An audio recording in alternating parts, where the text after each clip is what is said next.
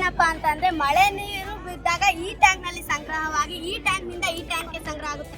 ಈ ಟ್ಯಾಂಕ್ ನಿಂದ ನೀರು ಒತ್ತಡದಿಂದ ಈ ಫ್ಯಾನ್ ಮೇಲೆ ಬೀಳುತ್ತೆ. ಈ ನೀರಿನ ಒತ್ತಡದಿಂದ ಫ್ಯಾನ್ ತಿರುಗುವುದರಿಂದ ಫ್ಯಾನಿನ ಒತ್ತಡದಿಂದ ಇಲ್ಲಿ ವಿದ್ಯುತ್ ಉತ್ಪತ್ತಿ ಆಗುತ್ತದೆ. ಈ ಕಡೆ ಬಂತಂದ್ರೆ ಈ ಕಡೆ ತೋಟಗಳಿಗೆ ನೀರು ಹಾಕ್ಬೋದು, ಮತ್ತೆ ಅದು ಪಕ್ಕದಾಗ ಬಂದ್ರೆ ಪಶುಗಳಿಗೆ ಹಸುಗೆ ನೀರು ಕುಡಿಯಲು ಬಳಸಬಹುದು. ಇದರಿಂದ ನಿಮಗೆ ವಿದ್ಯುತ್ ವೇಸ್ಟ್ ಇಲ್ಲ, ನೀರು ವೇಸ್ಟ್ ಇಲ್ಲ, ಕಾಸು ವೇಸ್ಟ್ ಇಲ್ಲ. ಇನ್ನೊಂದು, ನಿಮ್ಮ ಮನೆಯ ಸುತ್ತಮುತ್ತ ಗಿಡ ಮರಗಳನ್ನ ಬೆಳೆಸುವುದರಿಂದ ಕಾಲಕ್ಕೆ ತಕ್ಕಂತೆ ಮಳೆ ಉಂಟಾಗುತ್ತದೆ. ಅದರಿಂದ ನೀವು ಈ ಮಾದರಿಯನ್ನ ಮಾಡಬಹುದು.